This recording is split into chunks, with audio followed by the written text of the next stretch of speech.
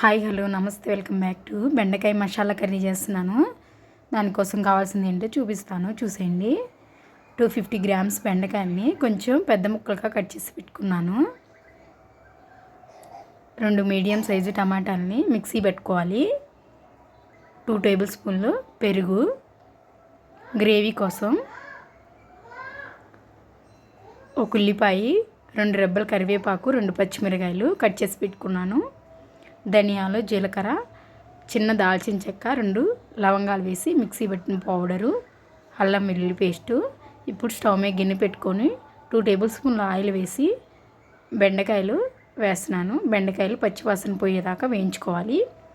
బెండకాయలు జిగురు రాకుండా ఉండాలంటే నేను మీకు ఒక టిప్ చెప్పనా, బెండకాయలు కట్ చేసుకున్నాక ఒక 10 నిమిషాలు ఎండలో పెట్టుకుంటే జిగురు రాకుండా ఉంటాయి.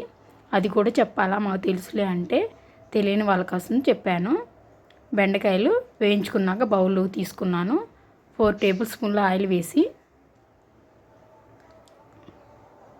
పోపు దినుసులు, కట్ చేసి పెట్టుకున్న ఉల్లిపాయ, కరివేపాకు, పచ్చిమిరకాయలు వేస్తున్నాను. 2 నిమిషాలు వేయించుకోవాలి.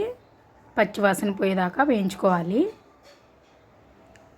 గోల్డెన్ బ్రౌన్ కలర్లోకి రావాలి. ఉల్లిపాయలు ఎంత వేగితే అంత టేస్ట్ వస్తుంది మనకి. సిమ్లోనే చేయండి వంటంతా, చాలా టేస్ట్గా చాలా బాగుంటుంది. బెండకాయలు జిగురుగా ఉంటే పిల్లలు ఇష్టపడరు కదా, కానీ ఇలా చేసి పెట్టండి, తప్పకుండా తింటారు. కొంచెం పసుపు వేశాను. ఇప్పుడు మిక్సీ పట్టుకున్న టమాటాలు కూడా పేస్ట్ కూడా వేసేసాను. కలిపేసి అల్లం వెల్లుల్లి పేస్టు 1 టేబుల్ స్పూన్ వేశాను. మూత పెట్టేసి ఒక 5 నిమిషాలు మగ్గనివ్వండి. మూత తీస్తే చూడండి ఆయిల్ పైకి తేలింది కదా. 1 టేబుల్ స్పూన్ల ఉప్పు వేశాను. వేసి ఒకసారి కలిపేసుకొని మళ్ళీ మూత పెట్టేశాను. పెరుగుని నేను వీడియోలో చూపిస్తున్నట్టుగా కలిపేసేయండి.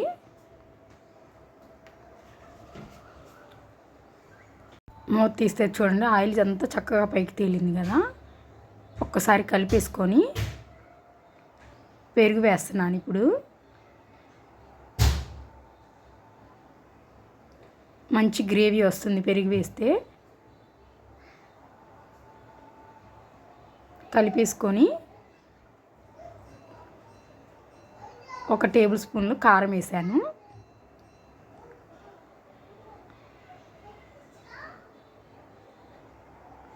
ధనియాలు, జీలకర్ర పొడి కలిపేసుకొని మొత్తం కొంచెం వాటర్ వేస్తున్నాను. వేసేసి మూత పెట్టాలి. ఒక 10 నిమిషాలు మగ్గనివ్వండి. మూత తీసే చూడండి. ఇప్పుడు బెండకాయ ముక్కలు వేస్తున్నాను. చపాతీలోకి కానీ అన్నంలోకి కానీ చాలా టేస్ట్గా బాగుంటుంది.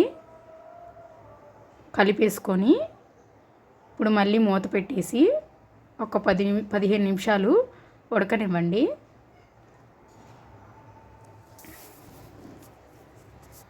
మూత తీస్తే చూడండి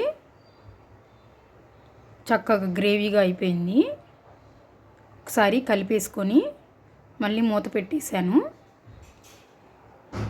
రెడీ అయిపోయింది కూర. ఇప్పుడు కొత్తిమీర వేస్తే రెడీ అయిపోయినట్టే.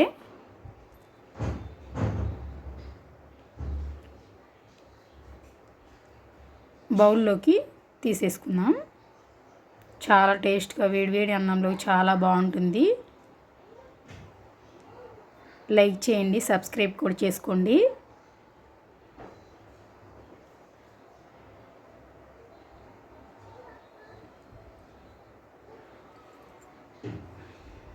Thank you for watching.